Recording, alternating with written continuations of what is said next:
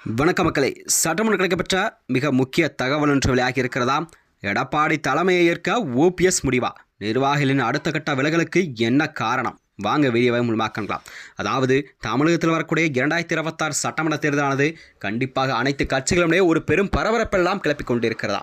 அதாவது கூட்டணி பேச்சுவார்த்தை தொகுதி பங்கிடன அரசியல் களமே சூடுபிடிக்க தொடங்கிவிட்டதாம்.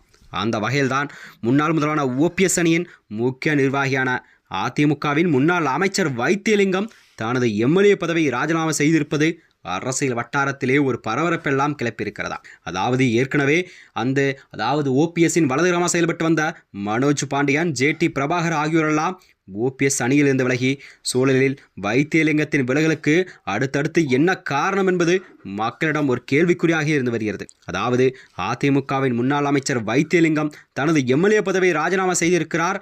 அது மட்டுமன்றி சட்டசபை தேர்தலுக்கு இன்னும் 2 மாத காலம் மட்டுமே இருக்கும் நிலையில் ஓபிஎஸ் அணியின் முக்கிய நிர்வாகின வைத்தியலிங்கம் திடீரென தனது எம்எல்ஏ பதவியை ராஜினாமா செய்துள்ளாராம்.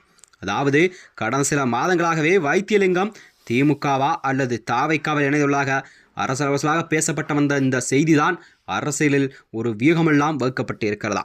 அது மட்டுமின்றி அதிமுகவிலிருந்து நீக்கப்பட்ட ஓபிஎஸ் அணியில் இருந்து வந்த மனோஜ் பாண்டியன் திமுகவில் ஐக்கியமானார். அதனை பின்தான் ஓபிஎஸ்ஸுடன் இணைந்து பணியாற்றி வந்த செங்கோட்டையன் கூட தாவைக்காவில் இணைந்து விட்டார்.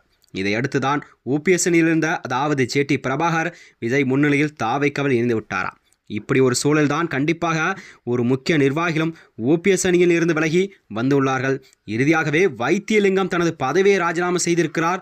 சட்டசபை தேர்தலுக்கு இன்னும் 2 மாத காலம் இருக்கும் சூழலில் ஓபிஎஸ் அணை கரைந்து வருகிறது. அதாவது ஓபிஎஸ்ஸின் ஆதரவாளர்கள் இந்த முடிவுக்கு பின்னணியில் ஓபிஎஸ்ஸின் செயல்பாடுகள் தான் காரணமா என்று ஒரு விமர்சனம் எல்லாம் வைக்கப்பட்டு இருக்கிறதா. ஏனென்றால் என்டிஏ கூட்டணியிலிருந்து விலகுவதாக அறிவித்த ஓபிஎஸ் அவர்கள் அடுத்தடுத்து மக்கள் சந்திப்பு பயணம், மாநாடு என அறிவிப்பு மட்டுமே வெளியிட்டார். ஆனால் இதுவரை எந்த ஒரு கூட்டத்தையுமே அவர் நடத்தப்படவில்லை. அதிமுக தொண்டர் உரிமை மீட்க இயக்கம் என்றுதான் மாற்றியிருக்கிறார் ஓபிஎஸ் அவர்கள். திடீரென மத்திய அமைச்சர் அமித்ஷாவை நேரில் சந்தித்திருக்கிறார். புதிய கட்சி தொடங்குவோம் என்று கூட வைத்தியலிங்கம் உள்ளிட்ட முழக்கமிட்ட போதும் புதிய கட்சியை தொடங்கப் போவதாக தாம் எந்த ஒரு அறிவிப்பையுமே வெளியிடவில்லை என்று கூட யூட்டன் போட்டிருக்கிறார் ஓபிஎஸ் அவர்கள். நிர்வாகிகளிடம் ஒரு படிவம் கொடுத்து திமுகவா அல்லது தாவைக்காக இரு கட்சிகள் தான் எந்த கட்சியுடன் நாம் கூட்டணி வைக்கலாம் என்ற ஆலோசனை ஓபிஎஸ் அவர்கள் மத்தியில் நடத்தப்பட்டதாம்.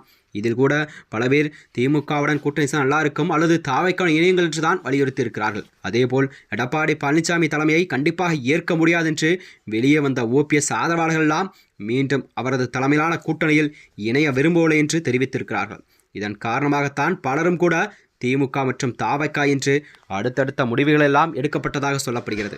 இந்த நிலையில்தான் 2026 சட்டமன்ற தேர்தலில் ஓபிஎஸ்ஸின் அடுத்த கட்ட நகர்வு என்னவாக இருக்கும் என்பது மக்களிடம் ஒரு கேள்விக்குறியாகவே பார்க்கப்பட்டு வருகிறது. மேலும் இதுபோன்ற வீடியோக்களை தெரிந்து கொள்ள நமது சேனலை மறக்காமல் சப்ஸ்கிரைப் செய்து கொள்ளும். நன்றி, வணக்கம்.